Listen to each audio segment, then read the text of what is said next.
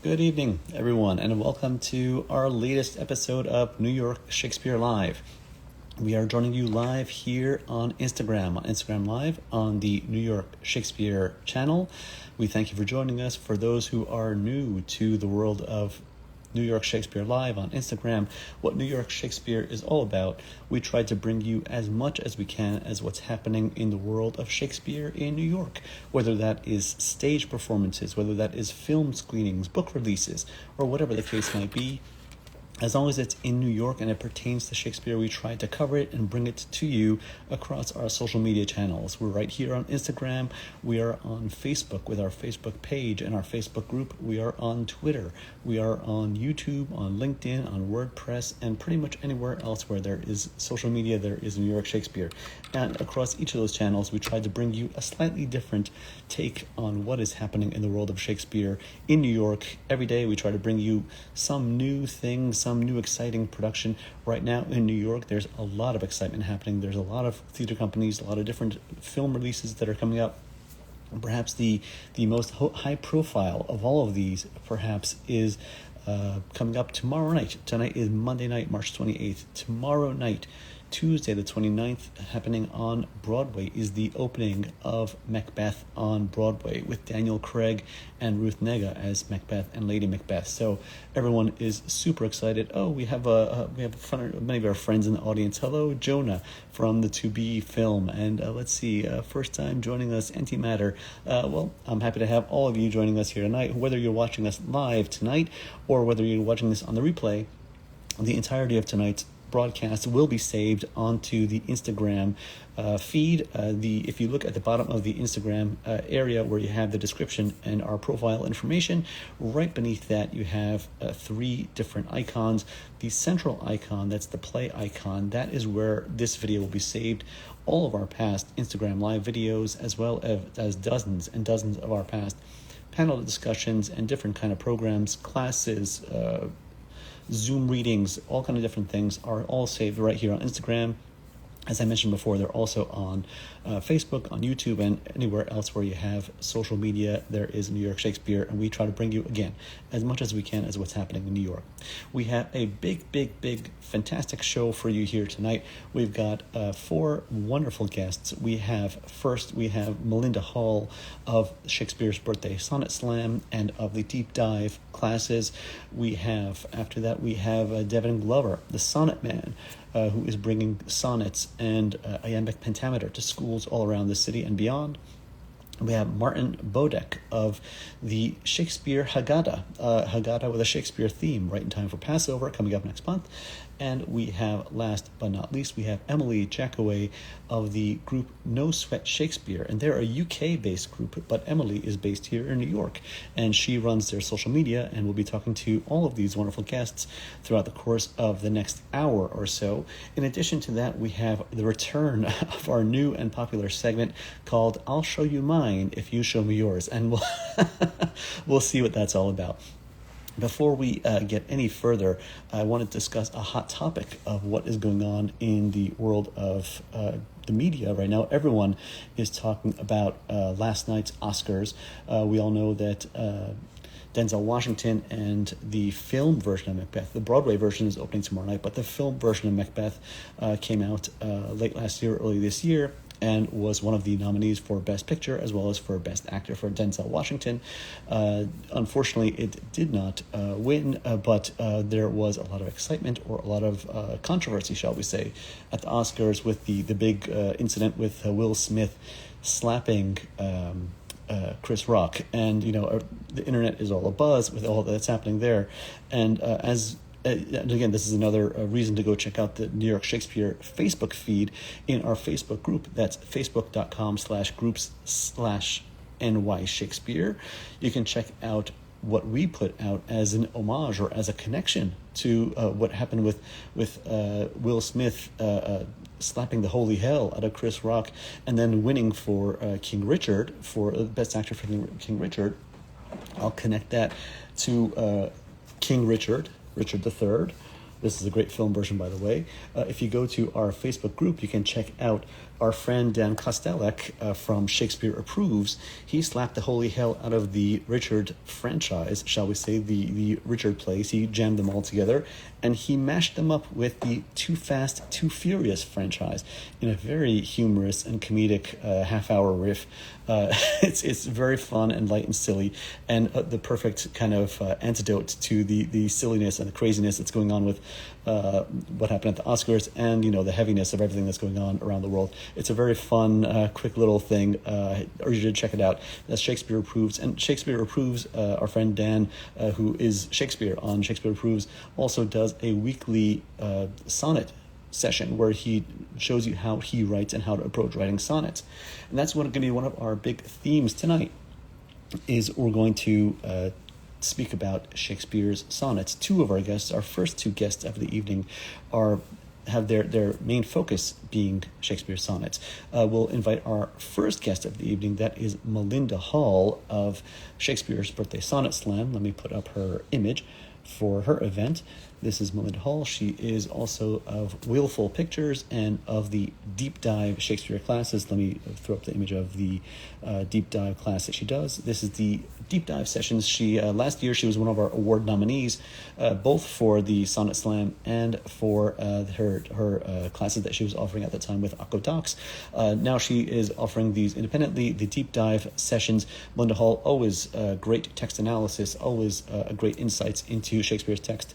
Let us ask Melinda to join us and tell us everything that's happening with the Shakespeare's Birthday Sonnet Slam this year. So let us find our friend Melinda here and ask her to tell us everything. I think the Sonnet Slam has been going on for about 10 or 12 years at this point, and it's a mainstay in the world of Shakespeare in New York. Every year she has the big sonnet event, and she invites. Hello, Melinda. Oh, am I upside down? I'm You have totally literally upside turned my down. world upside down, Melinda. Oh, I love it. Okay, so I'm trying to do this on the iPad, which I've never done before. Okay, there you go. All right. Okay, there Wow, that you was are. fun. Okay, well, you just took us around the world with See? Melinda Hall. Okay, so Hi, Melinda, everybody. hello, Hello, Melinda. Let's Instagrammers. Instagram people, send us your love, send us your waves or your hellos in the text that comes up on our Mwah! page. Melinda was Game actually throwback of was a certain generation, of obviously. a certain generation. I remember those days. See? Was a guest on our very first episode of New York Shakespeare Live a couple of years ago, and that was a And look at me wonderful event. now. Look at you now. Look at you now. We're all a couple of years more evolved in our understanding of Shakespeare. Oh, for sure. So, Melinda, you have a lot of things going on right now. You have the deep dive classes, which I referenced, and that's how often are the deep dive classes happening, Melinda? Just once a week. Once a week, Once a 2 week. hours a session via Zoom.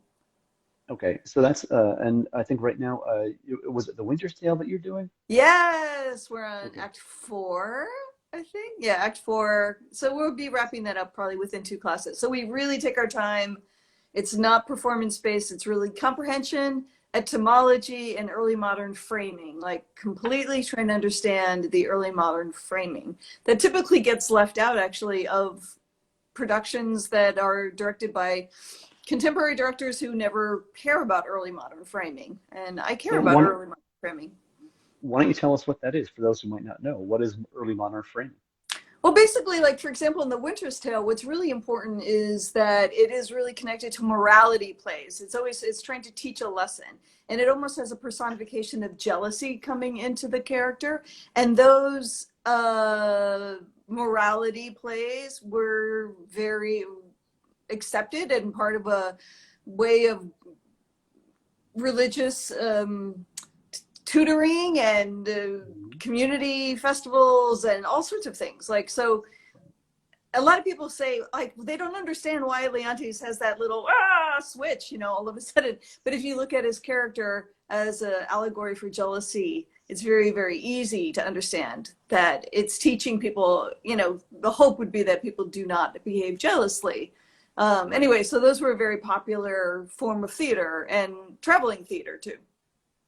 So you're kind of setting the historical context in which the play took place and giving the kind of like what was the zeitgeist of the society at that time, of, you know, what was And it goes this. back. I mean, it's not, doesn't actually start with the early modern period. It starts, you know, way prior.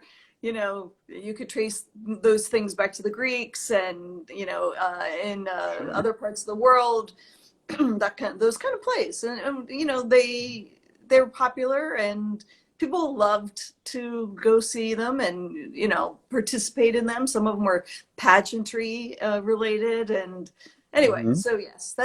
that's kind of, we really like do get in there and we put up Yeah. maps and images and things like that. So Yeah, I remember sitting in on one of your classes a while back, and you dig into the text, you dig into the what's happening, not just with the characters, with the language, but as you mentioned, what's happening, kind of like framing it with what's happening like around this, like culturally, what would be the expectation of why this is happening, or what would make it need to happen. So yeah, that's also exactly. very And cool. it's a lot of fun. I mean, I love my class. I love the actors that are participating. They get a lot out of it. And then when they audition for those roles, they bring so much more to it. So, you know, if you still like Okay. doing homework, come on to my class. Absolutely, yeah, and but this is a great way to, if you're whether you're new to Shakespeare or you're experienced in Shakespeare, it's a great way to dig a little bit deeper. And as the saying goes, brush up your Shakespeare. So that is the weekly deep dive classes. That happens every Tuesday, and that's on Zoom. So Melinda, tell us the big annual event. What we're leading up to next month is Shakespeare's birthday on April 23rd. We're all putting on our party hats. We're all going to have our cake. We're all ready to go. What are we doing for Shakespeare's birthday with the Sonnet Slam? Well, I like to focus on the fact that this is his death day. Birthday Just and kidding, death day, right? everybody. Just for my morbid friends out there who are like, yes, Right, it's the day he died. Because obviously we don't really know the birth date. There's no birth right. certificates. We know christening dates. His christening day was April 26th.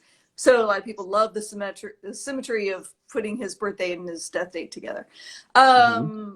What we're doing the Sonnet Slam. This is the 12th year. And back when I was figuring it out in the fall, I still was nervous about COVID and producing a live event, because like I've produced a lot of live events in my life, and one thing I want to say is I just never want anyone to get sick or possibly die from attending an event Right, that I produce. So when I was right. thinking about it in the fall, I was like, well, let's just do it online again like we did in 2021 and then in the fall of Hmm. 2020 when we had to postpone it. So we'll just do it, we'll do it this way again, and then hopefully 2023 everything will be resolved and we can hug in person. Right, So right. Well, if you want to it's been such a. participate, basically, people are registering right now. So there's three ways you can Mhm. participate. You can make a sonnet video of any sonnet number you want, a Shakespeare sonnet you want of your choice, because it doesn't matter to me if we have, you know, 15 number 116s, because it's all exciting because everybody does it differently. You can do a video, and then the ones that aren't claimed in the video process, we just post a sign up sheet and people sign up for certain numbers, you know, that are available. And then if there's still open numbers after that, we have standby readers who pop in at the Zoom party on April 23rd this year on a Saturday and go ahead and like, yeah, pop in and do a bunch of them. Yeah, It's fun. I remember I did a couple of years ago. I did I think it was Sonnet 130 at the time, and I remember watching Yes. the, and it was done by Zoom. I submitted my video, and I was watching the Zoom broadcast, and I see the sonnet, my sonnet reading come up, and then I see it's Stacy Keach, and it's like this person, and it was like all these amazing versions. I'm like, wait a minute, wow! I didn't think there would be so many versions of you know, a particular sonnet. So I that's didn't a really actually great. tell people that that might happen because I wanted to surprise people. And Surprise! because surprise is always fun. Like I feel like we're in this age of information where we have to get all the information all the time. And you know, I'm one of those people. I also want all the information. But then again, if it's like a little present, I also want to open that present on my birthday, right? Like, and Sure. that's kind of how I felt about people submitting multiple sonnets. I mean, multiple people submitting the same sonnet is to have that little excitement going. So yes, come Right. on, bring in your sonnets. So the sonnets Absolutely. videos are due around April 7th, so that I give them to an editor, he puts them in groups, and then that way on April 23rd, we can just stream them live. They can have their premiere live. Okay. All right. So, Yeah. for anyone who hasn't seen it before, who hasn't been a part of the Sonnet Slam before, I was mentioning before you joined us that the Sonnet Slam in New York City, it's like it's an institution at this point. You've been doing it for 12 years, and it's like one of the big Shakespeare birthday events that happens around town. I mean, for many years you were doing it in Central Park, or at a couple of other locations you were doing it, and it was just so fun to go and see the big crowd of readers, because you have in some cases you had up to like over 100 people doing the sonnets, Yeah. and for the most part it would be like one person doing a sonnet, although there was some doubling, but you had a lot of different voices doing. Yeah, yes. I really always did try to keep it like not too many repeat people, but then, in the third hour or something, like we definitely needed readers, and so somebody would be like, "Oh, okay, I'll do another one," and they would cold Right, read, and that was also fun too. But yes, it was right. it was a little more wild. I would have to say, doing it live in public in New York City, as a producer, you always think there's just something that's going to happen that will be a little wild. Yeah, and you mentioned the element of surprise, and when you're doing something like that in Central Park with such a huge number of people that are involved, there's no Yeah. no end Yeah. to the What was number I of thinking, possible. Rodney? What was I thinking? Okay, so you're doing this on Zoom, and you mentioned that you're going to be giving off the videos to an editor. Between yourself and the people that are helping you, how many people does it take to corral not just each video of a sonnet, but in some cases multiple renditions of a sonnet? How many people does it take to corral all this information and present it in the Sonnet Slam format? It's really easy. I'm an editor too, so um, I hire an editor now because like we've got it down to a science. All the assets are already. We just repeat some assets, and he knows the format. Jason Godby, my friend, Hmm. and then I have a stage manager that day, and that will be Sam Stone, and she's wonderful, wonderful stage manager. She's done it for me a few times. And then I have a webmaster, Shane Lonigan, who, you know, charges reasonable rates and like allows us to like do the sign up sheet and then whatever. So actually, it's a small crew. It really is, because the benefit for sticking with something so long is you really do know what to expect. You do know what to Hmm. expect, and so there's not really a surprise. So you've got it down to a science at this point, where Yeah, especially the so last there's couple just of four of years. us right now that make it happen. Right. And yeah, it's fun. I think it's fun. So if you want to join in, go to the website first so you can read the information and set up the dates and look at the dates. So that's just my company website, which is www.willfulpictures.com. And so the word willful is full of will, but it's WILLFUL, willfulpictures.com. And you'll Okay. see how to sign up. It has a link, and you just hit the button. Right. And on Instagram and on Facebook, you could just connect with Melinda at Sonnet Slam, and you could see, you can connect that way, and it has information of at Willful Pictures and all that stuff. So you can connect and you can send your sign up over to Melinda. You can send your sonnet recording, and I encourage you all. It's a great way. There's no real limitation that you have to have a certain level of experience or a certain level Oh of no, yeah, it's open for training or everybody, whatever. and you can do it any style you want. There's no rules. Like I don't. There's no rehearsal. There's no rules. So honestly, some years we have people singing the sonnet, and then some people can do it in other languages or whatever your first language is. If you feel like it hits you in a certain way in your first language, do it in your first language. Why not? I've had Yeah, I folks do think it that's in ASL this week. This year we have a blind reader. His name is Steve DePass. He's joined us many, many times. And so it's kind of sad because another sonneteer, Jacqueline, who had been with the Sonnet Slam at least 6 or 7 times, 7 years, passed away recently. And they were mm, partners. And so Steve's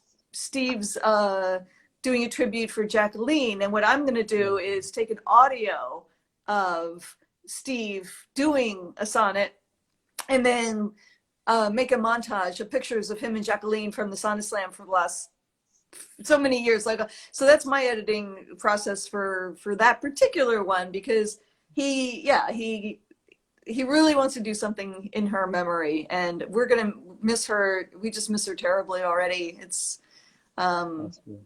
yeah. So people do it as tributes or Hmm. remembrances, or just even little puzzles they want to figure out that maybe it's just their first time figuring it out. So Yes. wherever you are in your relationship with the sonnet is welcome. Absolutely Okay. welcome, 100%. Okay. Well, listen, I couldn't encourage people more to check out the Sonnet Slam on April 23rd from Melinda Hall from Shakespeare's Birthday Sonnet Slam from Willful Pictures. They can go to willfulpictures.com and do the sign up, or they can connect with you on social media at Sonnet Slam or at Willful Pictures. Melinda, I thank you for joining us here tonight. Oh, We're sure, thank you. almost And at Devon's coming on, and he was a sonneteer, like, I think, like one of the very first years that we had it. And so nice. anyway, thank you Yeah, for and that's having me. exactly, and that's it. I was that's the transition because you do the sonnets and he does such a interesting variation on it. So I hope he's going to be joining you this year as well, and Oh, I'll be yeah. sending you something in the next week or so. So thank you very much, Melinda. Best of luck, and we look forward to seeing the Sonnet Slam this year around. Thanks, Rodney. Bye, everybody. Nice to see Take you. care, Bye. Melinda. Bye. Okay. So that was Melinda Hall of Willful Pictures and of Shakespeare's Birthday Sonnet Slam. That is coming up on April 23rd for Shakespeare's birthday. You can sign up at willfulpictures.com or email her at, I believe it's willfulpictures@gmail.com. You can also go to her Facebook, her Instagram at Sonnet Slam and connect with her that way. It's a great way to get yourself out there if you haven't been out there, or even if you're an old pro and you just love to do a sonnet, then this is the place to do it. It's an institution in New York. I currently encourage you more highly to check that out. Let me invite on our next guest, who is also very well versed in sonnets. He is, in fact, the Sonnet Man. Let me send an invite out to you, Devon Glover, the Sonnet Man himself. And Devon, he's kind of made a name for himself here in the world of Shakespeare in New York. I'll close out that image. As the Sonnet Man, he does sonnets often with a hello, Devon. Hello. How you doing, my friend? Thank you. Doing well. Trying to find a way how to get this thing. I don't know why is it upside down, but All right. As you oh, there you are. how you doing? All right. Okay, so Devon, I think you and I have interacted online a few times, and I've been seeing you online for years now. I don't think we've ever had a chance to have a direct interaction. So it's a pleasure to meet you, so to speak, on Instagram. But I've been enjoying your work for quite some time, and I think we were talking to Melinda about her Sonnet Slam. I think you are one of the freshest voices in the city scene here with your work that you do with sonnets. So tell us all about what is the Sonnet Man all about. Um, Thanks for having me.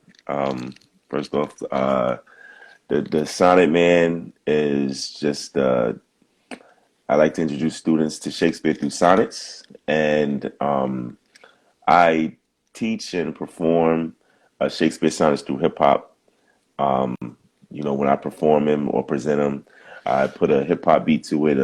The method in which Shakespeare wrote his sonnets. I can compare to poetry and hip hop. So I turn my workshops and classes and and to concerts, and there's usually a musical element. Take Shakespeare's words verbatim, and then I for first verse, second verse would be like a modernized version, translating, just bridging the gap from the late 1500s, 1600s to 2022, from Stratford upon Avon to Brooklyn, Chicago, to try to make it more understandable, adaptable, attainable to all demographics, all ages. And show, pique the interest of Shakespeare. Show it is still cool after 400 years, and yeah, connect the hip hop world to the theater world, the fine arts world. Absolutely. And I think for me, I was just refreshing my memory today. I was looking through some of this stuff you have on your Instagram feed, and you have some really just wonderful videos on there of yourself doing the sonnets. And there was one in particular that I think it was uh, I forget which one. I don't have the number on me, but there was one that you were doing that had just such a great feel to it. So you've been doing this. How long have you been doing this, Devon? I've been working as a Sonnet Man for about 10 years. Yeah, for 10, 11 years.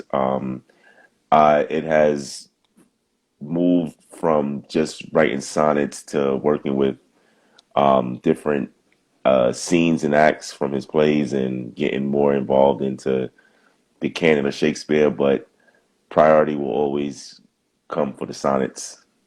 How, Um, yeah. how'd you get into Shakespeare in the first place? Was it something that you picked up in school? Was it something you picked up along the way? Uh, it was honestly a business deal. First time I saw Shakespeare, I was a senior in high school, and like my classmates who didn't fare too well in that class, um, we were introduced to Shakespeare through King Lear. That was the first thing I seen of Shakespeare, and while I was pursuing my degree, when I was, going to pursue my degree in Mythical College, which I didn't get on time, I was Hmm. writing for a company called Vocabulary that just teaches these subjects through hip hop, and Hmm. just mixing music with mixing fine arts with liberal arts.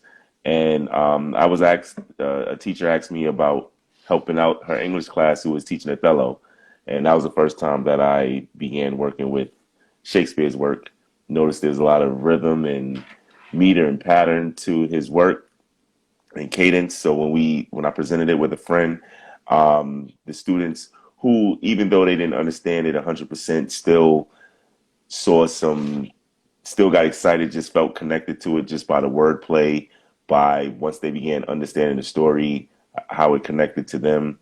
And yeah, coming from Brooklyn, and we're, big fans, connoisseurs of hip hop, the way it was presented, his words verbatim, a lot of the students thought Shakespeare could have been an MC. So um, it went from that, and yeah, it went from that to just, at first it was just like a passion project, but when presenting the Sonnet Man with my manager RG Shaw, who passed away, but he helped me a lot with this program. After we finished our project, a lot of teachers, a lot of schools began reaching out and thought this would be a good way to introduce students to Shakespeare, and the Sonnet Man has been moving ever since. So you strike me, Devon, as a very musical person. Did you have a background in music, or did you just pick everything up as you went along? In terms of music, I mean, I always, performed and wrote, songs for different artists. Don't know a lick of, don't know that I couldn't play any instrument live, but Hmm. I do know, music theory, and growing up with the producers that created my work, DJs like DJ Turbs and my friend Hugby. They taught me a lot about, they studied music, and they taught me a lot about just producing and making beats virtually. And, just I mean, luckily, my family and friends are, music connoisseurs. So it's like music has always been in my life, and studying So you lyrics grew and wordplay has always been there. you grew up with that around, dude. So I mean, even if it wasn't Shakespeare necessarily, you grew up with that musicality, that respect for language, that respect for the musicality of the Yeah. text. Oh And we yeah. have someone in the audience, Jenny Cohen Sanchez is asking. I know the name is it Artie Shaw? Is that that was your manager? RG Shaw. Yes, that Oh, was he had the project to become the Sonnet Man, and he tried different genres of music, from British pop to jazz to R&B. And when he heard that, I was rapping Shakespeare for, he thought, hey, you want to try this? Try to, rap these sonnets. And when he sent me the sonnets, I was like, oh, this is a gold mine. This is great. But I don't, can I can I write my own version? I mean, I don't want to just be rapping this guy's words, even though they do sound great. So that was like the agreement that we had in terms of writing and performing as a Sonnet Man. I was like, as long as I can do my own version, And it was just more of just for, I just didn't, as much as I love this work, I wanted to, one, present my own work and show that I don't have to rely on his work. And also to modernize it. When I first presented the sonnets to like friends of mine and family members, the first thing they said when I finished reading like a sonnet, they'll say, "What did you just say?" So my version would be the translated version to give them a better understanding and just show them how it connects with me. Absolutely. It's you hit on something really, really important there because, something that trips people up with Shakespeare is, it's the text. It's 450-year-old language. So it's in many ways, some of the words, some of the phrasing, it's doesn't connect with the modern ear. And Hmm. also, just the fact that it has that iambic pentameter, it has that strict rhythm to it. A lot of people get tripped up on the dum, the dum, the dum, the dum, the dum, the dum, and then they lose the connectivity, they lose the meaning. So the fact that Hmm. you're able to take that and not only preserve the meaning and preserve the rhythm of it, but to take that and turn it into something that is very contemporary and take the language and make some shifts in that language to make it much more presentable to a modern audience. I think that's fantastic. So how difficult of a process is that? Is it something that you have a natural connection to it at this point after doing it for so many years, or do you have to sit down Um, and sit and really work on it? I It's hit or miss. Like I tell, some of my writers, sometimes it takes me 15 minutes to write a sonnet. Sometimes it takes me a couple days to finish like a line. Um, the more you write, the the easier it comes to you. Breaking down the sonnets again, like I can break down a sonnet and or write an adaptation just in a liberal art sense, just translate it as if it's like no fear Shakespeare. But whenever Hmm. I'm, creating my own version, I try to give someone like a generic breakdown, and two, I would like to include some of the themes or messages that connect to me when I'm writing or presenting it. Hmm. So it all depends on the sonnet or the project that's being asked, being asked to be done. And do you have a favorite sonnet at this point?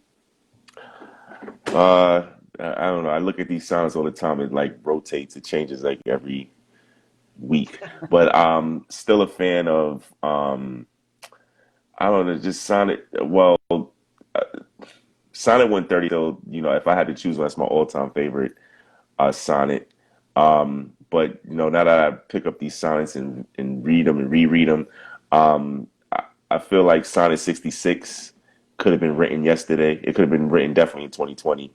Um, and it reminds me of Marvin Gaye's "Makes Me Wanna Holler" and Hamlet's "To Be or Not to Be."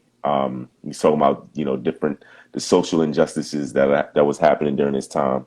I was like, damn, Shakespeare, you could have wrote that in 2019, 2020. Same things that he was happening. It's another way that all these songs, even though they all love sonnets, there's ways that the listener, the reader, can connect to the sonnets, even if they're about love, their love for self, love for family. He talks about different things, different issues that are happening in his lifetime, and just to show that nothing has changed except for some of the meanings of the words. Exactly right. Exactly right. All right, that's fantastic, Devon. If people want to come check out your work and learn more about you and the Sonnet Man, where can they come check that out? Please visit sonnetman.com. On YouTube, I believe yes, it is the Sonnet Man TV. From I have my calendar on there where I'm traveling. Usually from September to June, I am working in different schools doing residencies from in and outside the U.S. from Tennessee to Florida to Minnesota to Baltimore. I try to connect with as many Shakespeare companies as possible. So feel free to visit there. I post a lot on Instagram under the Sonnet Man. So yes, for merchandise for the new CD, which will be out around Shakespeare's birthday. Perfect Please timing. check out sonnetman.com.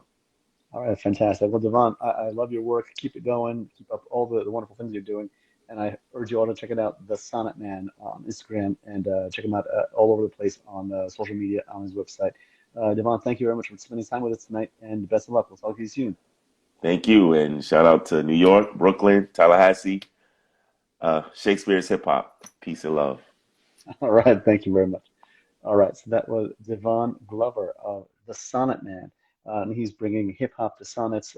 He's bringing fresh, new vitality to some antiquated, in some case, verbiage, but it's still timeless in some ways, and bring new life into it. So great job for Devon. Before we go on to our next two guests, let's take a moment to play our our game. Let's see if we can find that image here.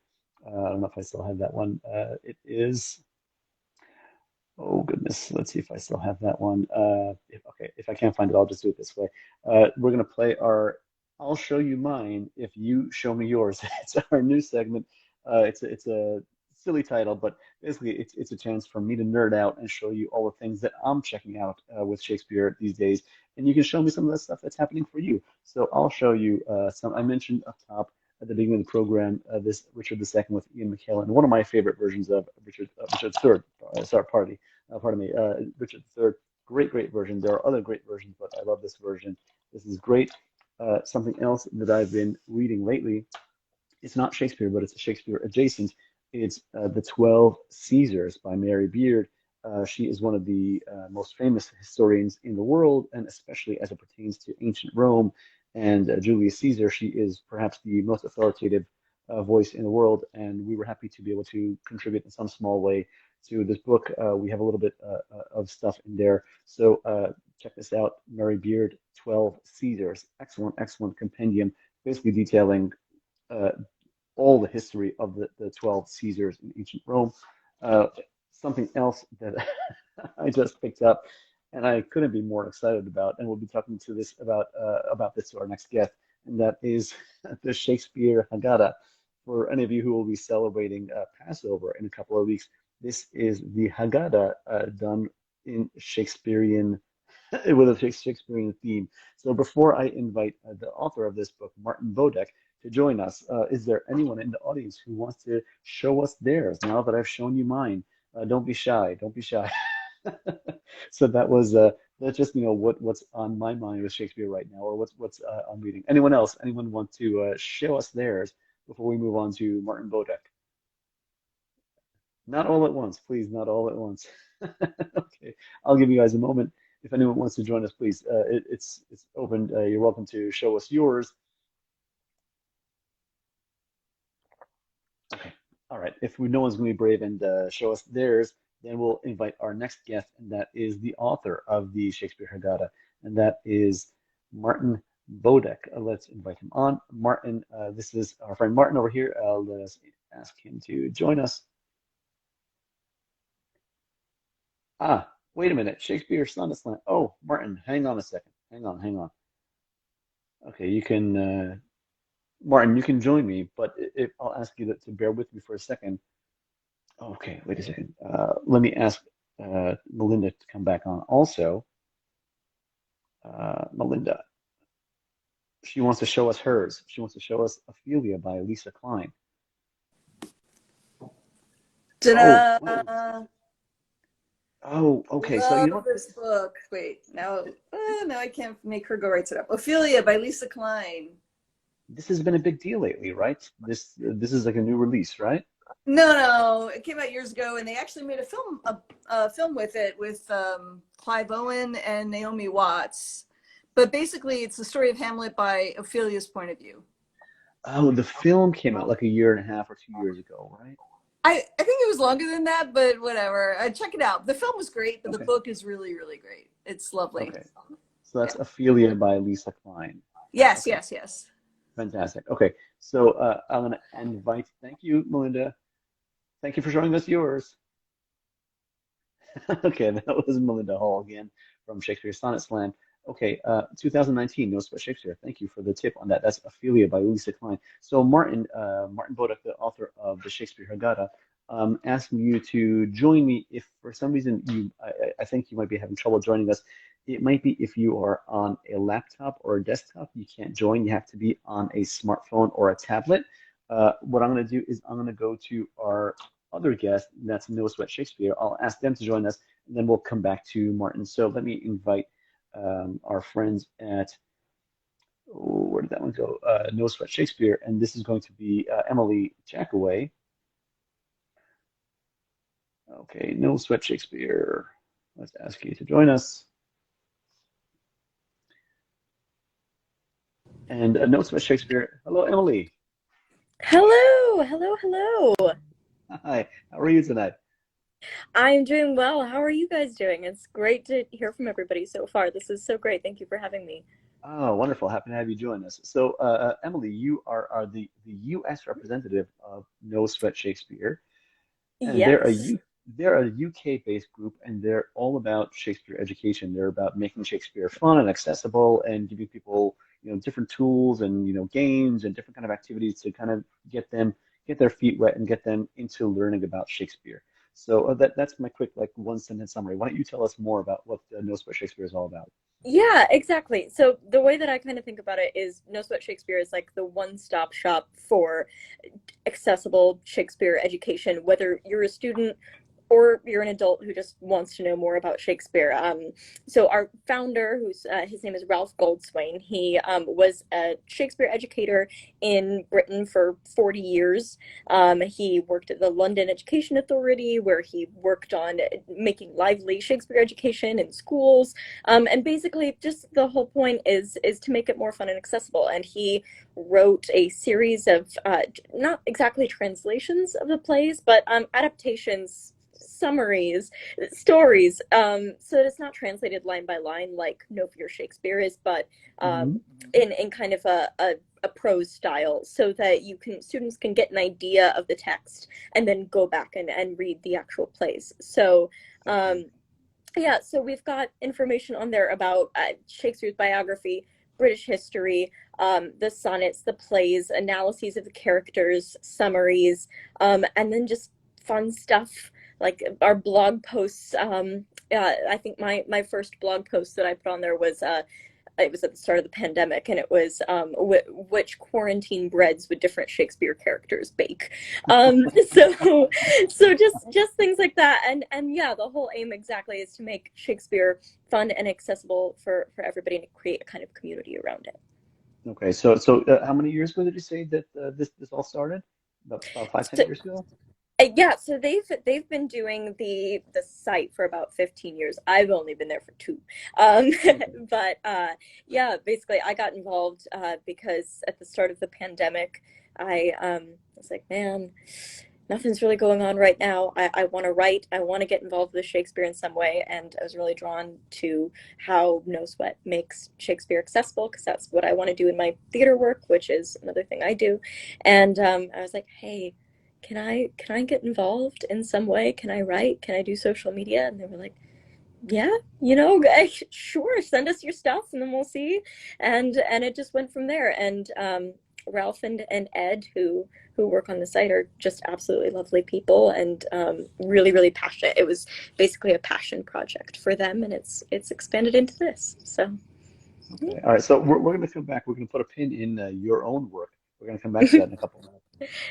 But before we do that, let's just learn a bit more. So you mentioned Ralph and Ed. I think the names are. It's a relatively small team that does. It's not like it's a huge crew of people. It's a small team of very dedicated Shakespeare lovers who are making a lot of efforts to put this content all out there. exactly. It's Ralph does most of our content, and then Ed helps out on the web development and marketing end of things. Mhm. And then his wife as well is involved. But it's very much a family kind of affair. It's a very small team, and that's why I said it's very much a passion project. It's A a labor labor of of love. love. Exactly. Yeah. And Yeah. in this case, Love's Labors is not lost. Not lost. No, Love's Labor's one, which was Right, is Love's published in our version. and those Brits kind of know a thing or two about Shakespeare somehow. I don't know what it is, but What could it be? Yeah, no, and that's another thing.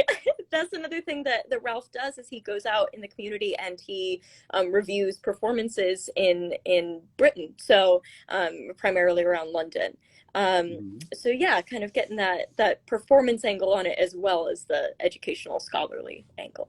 Okay, so yeah, that's exactly it. You know, it's for so many people. It's the we were talking to Devon about this earlier. You know, it's people. It's you know they get put off by the language, and there's this Mhm. barrier that it's like it's you're almost afraid to even get into it if you're not already acquainted. So there's that impediment. There's that kind of wall around Shakespeare. And by doing the way they're doing it, which I think is so great and so wonderful, it's that you make it not just easy, but you make it inviting for people to want to come in. And it's like, as you said, it's like it's a game, or it's like a quiz, or it's something very light and fun. That even you could just Exactly. do like the way people do like Wordle or whatever the popular thing is now, something Hmm. like quick and easy. It's something that's inviting and fun, and it's of course there is a lot of depth behind it. There's a lot of great stuff that you can go and dig into, all the wonderful historical things and all the things that go with it, and the I guess the explanations of the text, and digging deeper into all that stuff. But there's that entry level thing that kind of pulls you in a very accessible way. So I think that's really fantastic. Yeah, thank you. Okay, so you yourself, you're no slouch yourself here. You have your own theater company, right? It's called the Inkblot Theater Company. I do, yes. Yeah, this was also a pandemic effort. We, there wasn't much theater happening in New Right. York during the pandemic, or much that was, as a very COVID conscious person, I was like, oh no, what are we gonna do? And so a friend of mine, we banded together and we had very similar aims, which are revitalizing the classics, recontextualizing the classics. And Hmm. we created this theater company. We most recently did a production of Macbeth in Prospect Park. Yeah, no. So we definitely both in the artistic and scholarly sides of it. Yeah, very focused on the accessibility of classics and classic Okay. literature. And Yeah. and in the pandemic era, about a year and a half, 2 years ago, everyone was on Zoom because, as you said, you just couldn't. There was no public interaction for a good Hmm. chunk of time there, so everyone was moved into the virtual realm, to Zoom and to Yep. Facebook Live and things like that. So now that pandemic is kind of sort of ebbing, and Yep. we're like cautiously optimistic that we're returning to normal, whatever that is now. Hmm. Are you guys planning to continue and go back? Oh, you're out in Prospect Park, so you are out there doing Yeah, performing. we were out there for our last production. Our first production was a radio play, so that was over Spotify, Apple Podcasts. It was all on that kind of thing. But Mhm. yeah, we were out there in Prospect Park. We'll see about an indoor production. I know we're just waiting for the next wave, but hopefully Yeah. soon. Well, one of the biggest things that we always talk about here, and that we have several programs about, is the prevalence of outdoor summer Shakespeare here in New York City. It's pretty much comes to the point where you throw a rock in any kind of green space and you hit a Shakespeare group, Yeah. and that's not a bad thing. Because sorry, I lost my these things are tricky. Any green space you go to, you can find a Shakespeare company, and that's for a Shakespeare lover like me. That's like a kid in a candy store. Yeah. Prospect Park is a beautiful place to do shows, and I know there's a couple of groups that perform out there. Um, I hadn't heard of you guys before, but now that I know that you were out there and possibly going to be there again, I'd love to keep informed about whatever it is you have. Absolutely. Yeah, you can follow us on Instagram. That's Inkblot Theater Company. And then in terms of No Sweat Shakespeare, also for keeping informed with them, we have obviously our Instagram, No Sweat Shakespeare, and our Twitter is at Easy Shakespeare. But we also have a large Facebook group, which is full of people discussing, we have topic question discussions and people posting their opinions about different, I think that actually the Richard III that you mentioned was recently posted about in there. It's got about 1,700 members, but yes, that's a fun community for people who want to that's stay called the involved. No Sweat Shakespeare group, right? Group, yes, exactly. No Sweat, okay, all right. So you guys are all over the place. So between All of No Sweat Shakespeare, it's on Instagram, it's on Facebook. They have their website, and yourself at the Inkblot Theater, and you guys are on social media. Again, one more time, so people can connect. It's Inkblot Theater and No yes, Sweat Shakespeare. And Inkblot Theater Co. So Inkblot Theater and CO, and then No Sweat Shakespeare on Facebook, Instagram, and then at Easy Shakespeare on Twitter. You can see our hot memes on there most of the time. All right, and our friend Melinda from the Shakespeare Sonnets Plan, she rectified my error. The Wordle, the Shakespeare version of Wordle is called prattle, and it's only Shakespeare words. So that's a word for the wise. I'll have to check that out. does exist. I've played it. All right. Well, Emily, thank you very much for joining us tonight. It's a pleasure to meet you on here, and I hope to come and see you guys out there doing real live Shakespeare. Yes, absolutely. That would be fantastic. Thank you. All right. Have a good one. Thank you. Have a great night. Okay, so that was Emily Jackaway of No Sweat Shakespeare and of her own group, the Inkblot Theater Company. So let us see if our final guest of the evening, and that was Martin Bodek of the Shakespeare Haggadah, which I have to tell you, you have to get this. It's really, really great. The Shakespeare Haggadah. Let me see if I can get him to join us. We tried to have him join earlier. It didn't quite work out. Let's see if we can make it work this time around. And Martin is a veteran writer. He's been writing for various publications. Hello, Martin. Hi there. Sorry about those technical difficulties, but we're back. That's quite all right. Let's just say the anticipation grows, and we're even more excited to talk to you now. So this is your wonderful new book, The Shakespeare Haggadah. And for our friends who will be celebrating Passover in just a couple of weeks, this is it's a full-on Haggadah. It's got the all the text, everything you possibly need to run your Passover Seder, but with a Bardian twist. So Martin, how did this all come about? Oh boy, you're asking me to condense 2,000 years of history into whatever much time I have. First of all, I want to say, you show me yours, so I'll show you mine. Oh yes, please do. Okay. Okay, where do we begin? We start at the beginning, as they say. So Passover, for your viewers, celebrates the Exodus from Egypt approximately 2,400 years ago. And as the Bible records, the first Passover was actually the night of the Exodus. And every year since then, people have celebrated in various ways, usually with festive meals and all different sorts of ways to attract children to the festivities and keep them involved. The same way with prayer in general, which used to be done orally completely until it was codified with a text. The same thing with the Haggadah. So people tried to codify it, and the first time it was codified was about 1,200 years ago. And then the text was settled about 400 years ago, and the text has been the same it stayed the same for about 300 years. And the only real changes that were made was illustrations, pretty woodcuts, and so forth, but the text remained the same.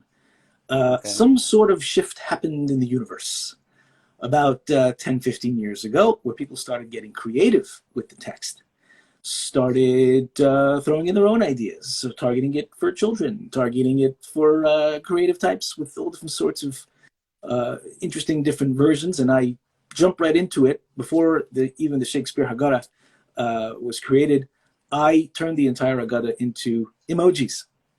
And still think I'm the very first person on Earth, and still the only person on Earth to have converted an entire book into emoji.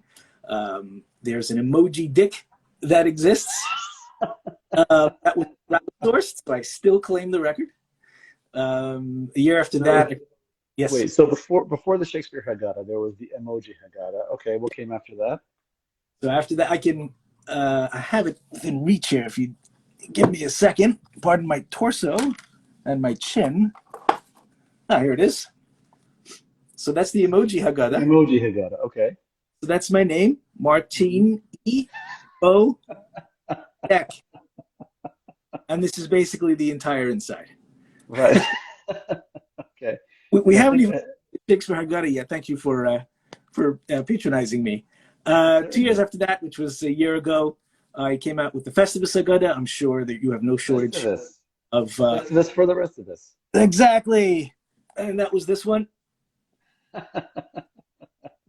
So it's the liturgy. Yeah, there's the poll for the test of strength and exactly. Right. I don't think I have to go at great length to explain what's going on here. But I turned 5 minutes of television into an entire book. Because that was the amount that was covered. Then I know we're pressed for time. Then for a little bit of comic relief, I produced this book. The coronavirus Haggadah. How appropriate. I printed it out in 3 days because it hit just before Passover 2 years ago, and the whole world was coming apart, and I just tried for some comic relief. Right. Well, I mean, this is it's all in good fun. It's all in jest, but you know, it's the real deal. It's a real Haggadah. And you've taken all the English text that corresponds to the Hebrew text, and you've rendered it into like a Shakespearean style version of the English text. So it's you can have a lot of fun with Shakespeare. Shakespeare can literally be with you as you have your matzah and your and your seder. So Martin, you come to this with many years of experience as a writer. You've been writing for many different publications around the U.S. and beyond. What even things to Washington? What's the laundry list of things that you've been writing for? Washington Post, Denver Post, Hartford Courant, the pretty much everything in the Northeast, because they're the easiest to reach for me and I'm more familiar with them. Mostly Jewish interest topics, but right now I'm really focused on just cranking out one book after another. I've got the next two.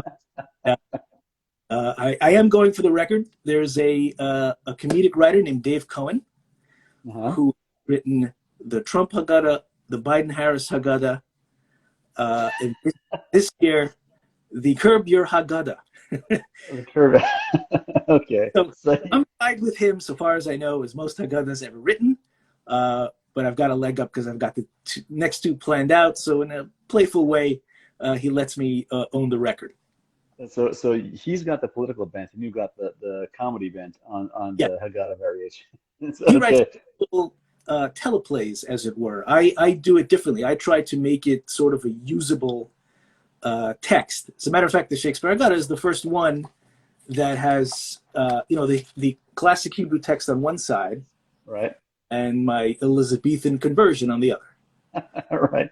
I was checking it out. It's the real deal. It's a full-on Haggadah. There's nothing missing. Nope, nothing. It's full. It's complete.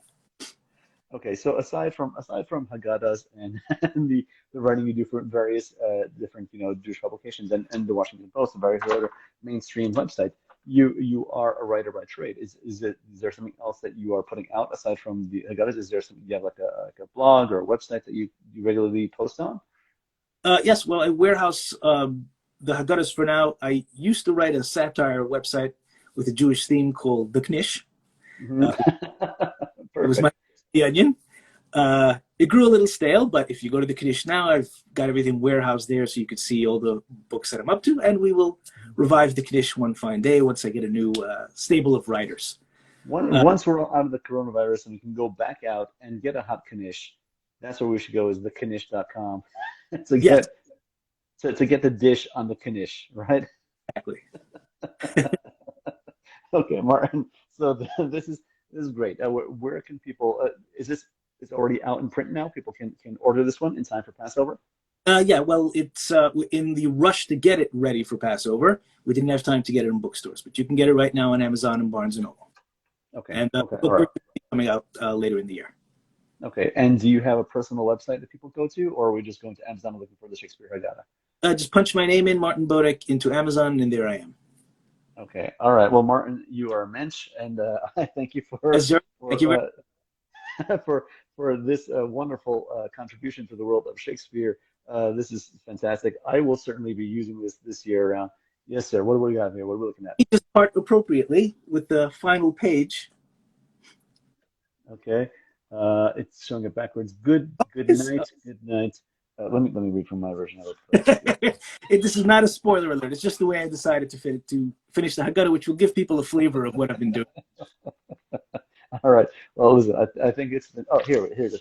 Okay, I'm gonna read just because of the way the Instagram is, it showed me backwards, so I couldn't read it. So good night, parting with such sweet sorrow that I shall say good night till it be morrow. And I couldn't think, as you say, of a better way to wrap up the evening. So Martin, thank you very much. I think this is fantastic. I think it's Thank a you. wonderful, wonderful gift people should give each other, or bring it to your friends, your family, your Passover Seder.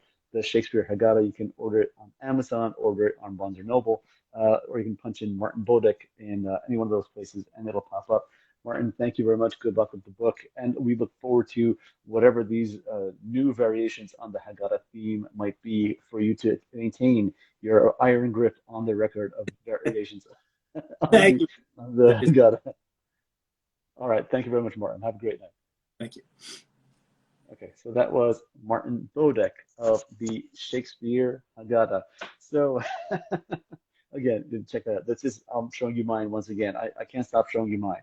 I'm showing you mine. All right, so let's throw up an image of all the wonderful guests we had joining us here tonight. We had our friend Melinda Hall from Shakespeare's Birthday Sonnet Slam. Again, that is coming up for Shakespeare's birthday on April 23rd. You can submit your sonnet videos. You can register at willfulpictures.com or connect with her at Sonnet Slam right here on Instagram or on Facebook. There is the Sonnet Man, Devon Glover, who is bringing hip hop and bringing his own unique musicality to the sonnets and taking to schools all around the U.S. and beyond. And you can connect with him at the Sonnet Man on Instagram. You can connect with our friends from NoSweatShakespeare. They're the UK-based group that make it very easy, fun, and accessible to learn about Shakespeare. And then once you scratch the surface a little bit and dig deeper, there's just a ton of wonderful content that they have available.